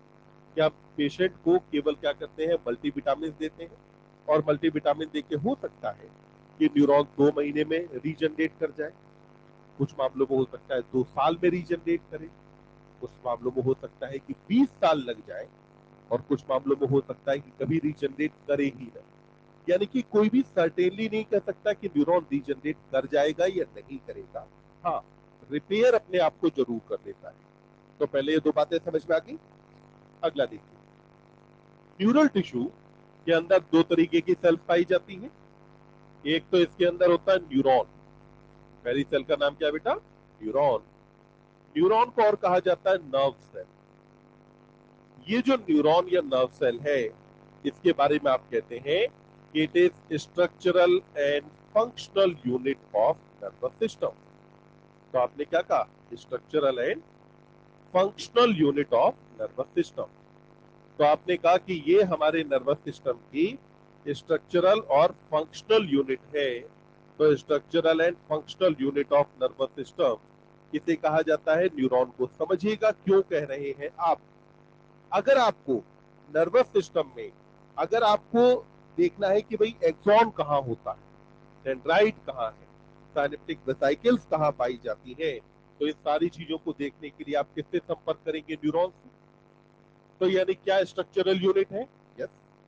जब आपको बात करनी होगी कि नर्व इंपल्स कैसे जनरेट होती है, नर्व इंपल्स कैसे ट्रांसमिट होती है, एक न्यूरॉन से दूसरे न्यूरॉन पे कैसे जाती है, तो भी इन सारी चीजों को अगर देखना है, तो फिर आप किसका फंक्शन देखेंगे? न्यूरॉन का। इसीलिए ध्यान दें, न्यूरॉन को आपने स्ट्रक्चरल एंड फंक्शनल यूनिट कहा, जबकि नेफ्रॉन को स्ट्रक्चरल नहीं कहा, क्योंकि नेफ्रॉन में दो पार्ट थे, एक पार्ट ग्लोमेरुलस था, दूसरा रीनल ट्यूब्यूल था। तो इसलिए आपने स्ट्रक्चरल यूनिट उसको नहीं कहा, क्या कहा? उसे फंक्शनल यूनिट कहा। हमने कहा कि न्यूरॉन के बाद दूसरा जो कंपोनेंट होता है, ये वाला कंपोनेंट कहा जाता है बेटा न्यूरोग्लिया। इसको क्या बोलते हैं? न्यूरोग्लिया कहते हैं। न्यूरोग्लिया को एक और नाम दिया जाता है ग्लियल सेल। एक और नाम क्या रहेगा इसका? Glial cell. ये जो न्यूरोग्लिया या न्यूरोग्लियल सेल है, पेज नंबर 105 में न्यूरल टिश्यू में फर्स्ट पैराग्राफ की लास्ट लाइन पढ़ेंगे, तो लास्ट लाइन में एनसीईआरटी लिखती है कि neuroglia makes more than half of neural tissue. ये क्या बनाता है बेटा? More than half of neural tissue. यानी कि न्यूरल टिश्यू का आधे से ज्यादा पार्ट कौन बना रहा होता है? न्यूरोग्लिया। यानी कि अगर एक क्वेश्चन आपसे पूछता है कि न्यूरल टिश्यू में वॉल्यूम वाइज ज्यादा कौन है, तो आप क्या कहेंगे? न्यूरॉन की न्यूरोग्लिया। न्यूरोग्लिया का वॉल्यूम ज्यादा, तो यानी कि वॉल्यूम वाइज ज्यादा कौन रहेगा? न्यूरोग्लिया। अगला, ये जो न्यूरोग्लिया है, आप इसी 105 पे डायग्राम में देखें, जो आपको न्यूरॉन दिखाया है, न्यूरॉन का आपको साइटोन वाला पार्ट दिखाया, उसके आसपास कई सारी न्यूरोग्लिया आपको दिखाई। तो मतलब कि जो न्यूरॉन है इसको सपोर्ट करना, इसको प्रोटेक्ट करना, ये काम किसका रहेगा? तो अपन ने कहा कि ये न्यूरॉन को सपोर्ट करता है और प्रोटेक्ट करता है। तो न्यूरॉन को सपोर्ट और प्रोटेक्ट करना किसका काम हो जाता है बेटा? न्यूरोग्लिया का। यानी कि न्यूरॉन अपने आप में बहुत डेलिकेट सेल, न्यूरॉन को आपको सपोर्ट प्रोवाइड करना है, न्यूरॉन को आपको प्रोटेक्ट करना है। तो ये सपोर्ट और प्रोटेक्शन प्रोवाइड करना कौन करेगा? यहाँ पर न्यूरोग्लिया। अब आप अगला देखिए, न्यूरोग्लिया में बेसिकली सेल्स होती है 4 टाइप की। कितनी होती है? 4। इनमें से एनसीईआरटी जो नाम लेती है अकेले श्वान सेल का नाम लेती है, बाकी सेल्स के नाम एनसीईआरटी नहीं लेती। फिर भी कुछ क्वेश्चन में कुछ जगहों पे आपको जरूरत पड़ सकती है घुमा फिरा के। तो एक बार बस हम इनके नाम जान लेते हैं, पर उससे पहले आपको पता होना चाहिए कि चीज एनसीईआरटी के अंदर नहीं है। तो सबसे पहली सेल यहाँ आती है बेटा एस्ट्रोसाइट। पहली सेल का नाम क्या होता है? एस्ट्रोसाइट। यहाँ पर जो एस्ट्रो वर्ड है वो स्टार को इंडिकेट करता है। आप कोरिलेट करेंगे कि स्टार फिश का नाम भी एस्टेरियास होता है। तो एस्ट्रो वर्ड किसके लिए आता है? स्टार के लिए। ये जो सेल है इसके पास कई सारी साइटोप्लाज्मिक प्रोसेसेस पाई जाती हैं। इसके पास कई सारी साइटोप्लाज्मिक प्रोसेसेस पाई जाती हैं। तो कई सारी साइटोप्लाज्मिक प्रोसेसेस इस सेल के पास है। इसका मतलब है कि अगर आप इस सेल को देखेंगे तो ये सेल देखने में बच्चे कुछ आपको ऐसी दिखाई देगी, यानी कि इस सेल में कई सारी आउटग्रोथ यहाँ पर मौजूद होगी। और इस सेल का काम होता है that it will form blood brain barrier. बनाता क्या है बेटा? ब्लड ब्रेन बैरियर बनाता है। यानी कि ब्लड और ब्रेन के बीच में बैरियर बनाना काम किसका होता है? ये एस्ट्रोसाइट का काम है। समझेंगे क्या होता है ब्लड ब्रेन बैरियर। हमारा ब्रेन एक ऑर्गन है, इंक्लूडिंग स्पाइनल कॉर्ड ऑर्गन है। ऑर्गन है तो ब्लड सप्लाई चाहिए। अगर ब्लड सप्लाई चाहिए तो कैपिलरी की आवश्यकता है। अगर कैपिलरी की आवश्यकता है तो आप जानते हैं कैपिलरी में सेल्स के बीच में स्पेसेस होते हैं जिनको फेनेस्ट्री कहा जाता है, जिसके बारे में हम टिश्यू फ्लूइड के टाइम पे भी बात कर चुके हैं और ग्लोमेरुलर फिल्ट्रेशन के टाइम पे भी बात की है। अभी मैं मान लेता हूं ये कैपिलरी है जो ब्रेन के अंदर मौजूद है, इसके बाहर ब्रेन है। यहाँ कैपिलरी में सेल्स के बीच में स्पेसेस है। कोई भी पैथोजन या कोई भी टॉक्सिक मटेरियल जो बॉडी में पहुंचा वो अल्टीमेटली ब्लड के अंदर जाएगा ही। जब ब्लड के अंदर जाएगा तो पूरे ब्लड के साथ इसको ब्रेन का भी एक्सेस मिल गया। यहां से अब अगर ये ब्रेन में चला गया और ब्रेन में जाके कुछ न्यूरॉन को इसने क्या किया? गड़बड़ कर दिया। कुछ न्यूरॉन को अगर मार दिया या न्यूरॉन डैमेज हुआ तो अपने आप में एक गंभीर समस्या है कि नहीं? क्योंकि वैसे इसके पास पावर ऑफ रीजनरेशन तो है नहीं। तो तरीका जो निकाला गया वो क्या है कि यहाँ पे सेल्स के बीच में स्पेसेस है। ये कौन? एस्ट्रोसाइट है। ये एस्ट्रोसाइट के कई सारे प्रोटोप्लाज्मिक प्रोसेसेस हैं। एस्ट्रोसाइट क्या करती है कि इस कैपिलरी को, आप देखना ये जो कैपिलरी है इस कैपिलरी को एस्ट्रोसाइट आकर के ऐसे कवर कर देती पूरी कैपिलरी। जब एस्ट्रोसाइट ने इस तरीके से कैपिलरी को कवर किया तो अब आप देखो कैपिलरी के अंदर क्या भरा है बेटा? ब्लड। और एस्ट्रोसाइट के बाहर क्या है आपका? ब्रेन, न्यूरॉन यहाँ। तो ये एस्ट्रोसाइट अब ब्लड और ब्रेन के बीच में बैरियर बना रही है। मतलब कि अब अगर किसी भी सब्सटेंस को ब्रेन से यहां जाना है या यहां से ब्रेन में जाना है तो उसे न केवल फेनेस्ट्री पार करने हैं बल्कि एस्ट्रोसाइट को भी पार करना पड़ेगा। तो यहाँ पे क्या बना? ब्लड ब्रेन बैरियर बना। तो अपन ने कहा कि ये क्या बनाता है? Blood brain barrier. क्या होता है ब्लड ब्रेन बैरियर? समझ में आ गया अपने को? एक बेसिक सी आउटलाइन, बहुत डिटेल हमें जानना भी। एस्ट्रोसाइट के बाद दूसरी सेल आती है जिसका नाम है ऑलिगोडेंड्रोसाइट। तो दूसरी सेल का नाम बेटा ऑलिगोडेंड्रोसाइट। ये जो ऑलिगोडेंड्रोसाइट सेल है, ऑलिगो वर्ड का मतलब होता है फ्यू, और फिर आगे आपने क्या लिखा? डेंड्रोसाइट। डेंड्रोसाइट यानी कि डेंड्राइट और साइट मतलब सेल। तो यहां पर आपने कहा कि इसमें कुछ प्रोटोप्लाज्मिक प्रोसेसेस या कुछ साइटोप्लाज्मिक प्रोसेसेस पाई जाती है। तो कुछ साइटोप्लाज्मिक प्रोसेसेस कौन सी सेल के अंदर पाई जा रही है, तो आपने कहा कि कुछ पाई जाती है कहां पर, ओलिगोडेंड्रोसाइट। ये ओलिगोडेंड्रोसाइट ये बेटा बनाती है माइलिन शीथ। ये क्या बनाएगा, माइलिन शीथ बनाती है। इसके ऊपर ऑन एक्सॉन इन सीएनएस। अगर ये एक्सॉन सीएनएस के अंदर मौजूद है, यानी कि अगर ये न्यूरॉन सीएनएस में मौजूद है, तो माइलिन शीथ बनाना किसका काम होता है, ओलिगोडेंड्रोसाइट सेल का। तो ओलिगोडेंड्रोसाइट क्या बना रही होती है, तो आपने कहा कि ओलिगोडेंड्रोसाइट सब माइलिन शीथ बनाती है। पर ये माइलिन शीथ तब बनाएगी जबकि अगर न्यूरॉन कहां पर मौजूद हो, सीएनएस के अंदर। तो ये काम है ओलिगोडेंड्रोसाइट का। क्या होती है माइलिन शीथ, अभी जब न्यूरॉन के स्ट्रक्चर पढ़ेंगे तो अपने को अपने आप समझ में आ जाएगा। ओलिगोडेंड्रोसाइट के बाद तीसरी सेल आती है विच इज कॉल्ड एज माइक्रोग्लियोसाइट। ये क्या है, माइक्रोग्लियोसाइट। माइक्रोग्लियोसाइट को बेटा कहा जाता है that it is macrophage of brain. इसको अपन क्या कहेंगे, मैक्रोफेज ऑफ सीएनएस। तो हमारे सेंट्रल नर्वस सिस्टम में मैक्रोफेज कौन होती है, माइक्रोग्लियोसाइट। समझिएगा, बॉडी में जितनी भी मैक्रोफेजेस हैं, ये हम जानते हैं कि ब्लड की मोनोसाइट से बनती है। किससे बनी, मोनोसाइट।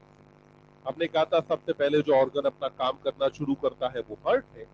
हार्ट अपना काम कर रहा है, यानी कि ब्लड बन गया है और ब्लड सर्कुलेशन स्टार्ट हो गया है। तब तक ब्लड ब्रेन बैरियर नहीं बना, ब्रेन का डेवलपमेंट चल रहा है, ब्रेन के अंदर कैपिलरीज बन रही है। तो कुछ मोनोसाइट्स घूमते घूमते पूरी बॉडी के अंदर सर्कुलेट कर रहे हैं। कुछ मोनोसाइट्स ने आपस में प्लान बनाया कि अच्छा चलो ब्रेन बनना है, ब्रेन देख के आते हैं। तो कुछ मोनोसाइट्स ने क्या किया, डायपिडेसिस की प्रॉपर्टी भगवान ने इनको दी थी, तो डायपिडेसिस की वजह से ब्लड वेसल से निकल के बाहर आ गए। जब ये बाहर आए तो ये ब्रेन में चले गए घूमने। जब ये ब्रेन के अंदर घूम रहे थे तो घूमते घूमते क्या हुआ, शाम हो गई। फिर इसने कहा चलो वापस चलते हैं। जब वापस आई तब तक ब्लड ब्रेन बैरियर बन गया। अब ब्लड ब्रेन बैरियर बनने का मतलब है कि अब इनके वापस जाने के रास्ते बंद।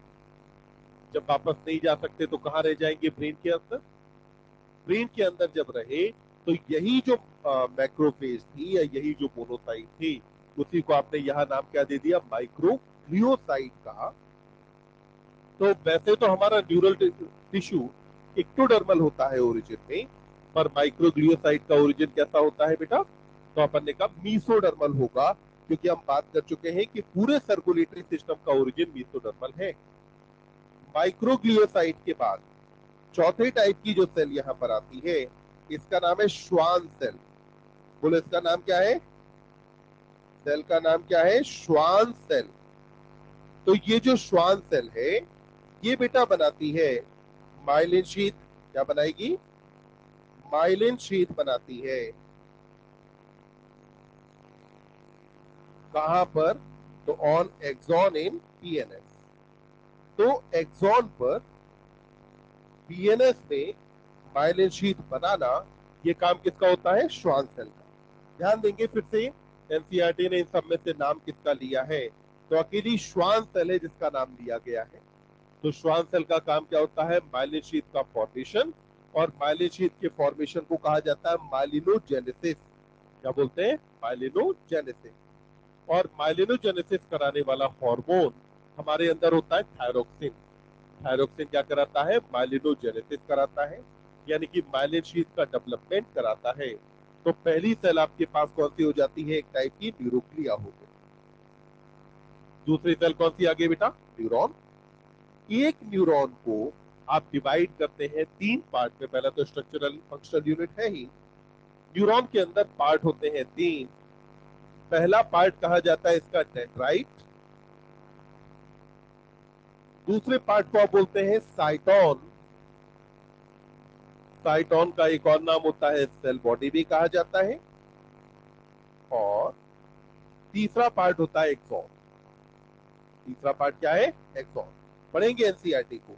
न्यूरॉन के अंदर कितने पार्ट होते हैं, तीन। पहले पार्ट का नाम क्या है, डेंड्राइट। दूसरा साइटोन या सेल बॉडी। और तीसरा क्या होता है, एक्सॉन।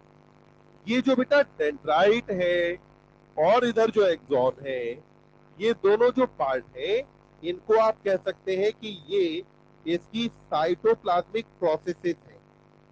ये इसकी क्या होती है? साइटोप्लाज्मिक प्रोसेसेस होती है। तो कई बार क्या होता है कि हम न्यूरॉन को ऐसे डिवाइड कर देते हैं कि भाई न्यूरॉन के अंदर साइटोप्लाज्मिक प्रोसेसेस में डेंड्राइट एक्सॉन को एक तरफ रखा और साइटोन को अलग कर दिया। पर क्योंकि हमें word by word NCERT follow करती है, तो हमारी एनसीईआरटी हमसे क्या कहती है कि न्यूरॉन के अंदर पार्ट कितने हैं? 3। पहले पार्ट को बोलो, क्या नाम दोगे? दूसरा और तीसरा एक्सॉन। तो एक न्यूरॉन को आप 3 पार्ट में डिवाइड करते हैं, डेंड्राइट, साइटोन और एक्सॉन। इन तीनों पार्ट की स्ट्रक्चर में क्या क्या चीजें होती हैं, उसको जरा एक बार थोड़ा सा समझ लेते हैं। तो अभी आप देखिए,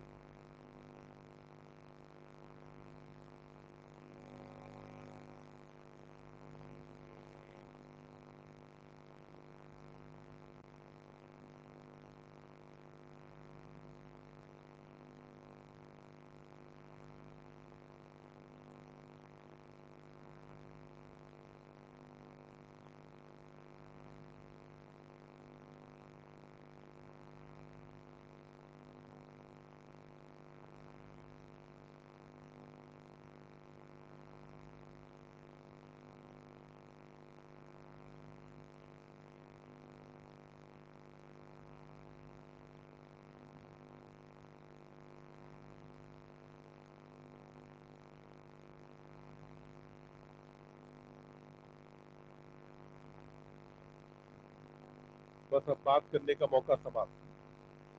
फिर से अब ध्यान दो। देखो, हमने कहा कि एक न्यूरॉन में कितने पार्ट होते हैं? 3। सबसे पहले पार्ट का नाम क्या है? डेंड्राइट। देखिए, न्यूरॉन के अंदर डेंड्राइट का नंबर 1 है कि अनेक? तो डेंड्राइट कितने पाए जाते हैं? अनेक डेंड्राइट यहाँ पर पाए जाते हैं। डेंड्राइट के बाद फिर ये जो मेन सेंट्रल पार्ट है, इसका नाम क्या है? साइटोन। साइटोन को आपने सेल बॉडी इसलिए कहा क्योंकि सेल का सबसे इंपॉर्टेंट और मेन जो पार्ट है साइटोन है। इसी साइटोन वाले पार्ट के अंदर आपको सेल का न्यूक्लियस दिखाई देता है और बाकी ज्यादातर सेल ऑर्गेनल यहाँ पाए जा रहे होते हैं। इसलिए आपने कहा कि ये मेन सेल बॉडी है। तो समझना, ये क्या बेटा? Main cell body. Main cell body से कुछ जो आउटग्रोथ निकली वो ये थी। ये जो कई सारी आउटग्रोथ निकली, इनको नाम आपने क्या दिया? डेंड्राइट। वहीं पर एक लंबी सी आउटग्रोथ निकली और इस लंबी वाली आउटग्रोथ का नाम क्या है? एक्सॉन। तो ये लंबी आउटग्रोथ का नाम क्या हुआ? एक्सॉन। यहां जाकर के अब ये एक्सॉन ने ब्रांच किया और ब्रांच करने के बाद अब एक्सॉन यहां खत्म हो रहा है। जब एक्सॉन खत्म हो रहा होगा तो इस जगह को आप बोलेंगे एक्सॉन एंडिंग। क्या कहा जाएगा? Axon ending. तो बोलो, एक्सॉन एंडिंग एक है कि अनेक है? कई सारे एक्सॉन एंडिंग। और एक्सॉन एंडिंग का लास्ट वाला पार्ट खुला हुआ है और ये जो पार्ट है, इस वाले पार्ट को बोलते हैं साइनेप्टिक नॉब कहा जाएगा। क्या कहेंगे? Synaptic knob. क्या आप जानते हैं कि साइनेप्टिक नॉब के अंदर कुछ साइनेप्टिक वेसाइकल्स पाई जाती हैं जिनमें भरा होता है न्यूरोट्रांसमीटर? तो आपने कहा कि जो साइनेप्टिक नॉब है, इस साइनेप्टिक नॉब में मौजूद है साइनेप्टिक वेसाइकल्स। क्या पाई जाती है? साइनेप्टिक वेसाइकल्स होती है और इन साइनेप्टिक वेसाइकल में भरा होगा न्यूरोट्रांसमीटर, जिसके बारे में हम आगे बात करेंगे कि क्या और कैसे काम करता है। अभी ये जो एक्सॉन है, इस एक्सॉन की प्लाज्मा मेम्ब्रेन का नाम होता है एक्सोलेमा। इसकी प्लाज्मा मेम्ब्रेन का नाम क्या होगा बेटा? एक्सोलेमा कहा जाता है। तो प्लाज्मा मेम्ब्रेन को आप बोलते हैं एक्सोलेमा। जबकि वहीं पर इसकी जो इसका साइटोप्लाज्म है, इसके साइटोप्लाज्म को कहा जाता है एक्सोप्लाज्म। साइटोप्लाज्म का नाम क्या होता है? एक्सोप्लाज्म। तो अपन ने कहा कि इसका साइटोप्लाज्म क्या कहा जाएगा? एक्सोप्लाज्म कहा जाएगा। इन दोनों टर्म्स की जरूरत हमें nerve impulse generation and conduction में खूब सारी पढ़ने वाली। इधर आप देखिए, साइटोन वाले पार्ट में और डेंड्राइट में यहां आपको कुछ ग्रेन्यूल्स दिखाई देते हैं। ये जो ग्रेन्यूल मौजूद हैं, इनको नाम दिया जाता है निसल्स ग्रेन्यूल। इनका एक और नाम टिग्रॉइड बॉडी भी होता है। पर वो नाम क्योंकि एनसीईआरटी प्रयोग नहीं करती है तो इसलिए अपन उस नाम को ध्यान नहीं रखेंगे। तो ये जो स्ट्रक्चर है इसको क्या कहा मैंने, निसल्स ग्रेन्यूल। और ध्यान से देखेंगे, क्या ये डेंड्राइट में है, क्या साइटोन में पाए जा रहे हैं, यस। क्या एक्सॉन में है, नो। तो ये जो स्ट्रक्चर है इसको आपने क्या नाम दिया बेटा, निसल्स ग्रेन्यूल कहा। और ये जो निसल्स ग्रेन्यूल है, ये निसल्स ग्रेन्यूल बने होते हैं RER के। किसके बने हैं बेटा, RER। पूरा नाम बोलेंगे, rough endoplasmic reticulum. Rough endoplasmic reticulum का मतलब हुआ कि यहाँ एंडोप्लाज्मिक रेटिकुलम के साथ क्या मौजूद रहेगा, राइबोसोम। तो राइबोसोम और एंडोप्लाज्मिक रेटिकुलम दोनों चीजों को मिला करके आप क्या कहते हैं, रफ एंडोप्लाज्मिक रेटिकुलम कहा जाता है। तो क्या आपने को अभी इतनी बात समझ में आ गई। अब कल हम बात करेंगे एक्सॉन पे जो माइलिन शीट वगैरह बनती है, रोड ऑफ रेनवियर वगैरह है, वो सारी चीजें कल।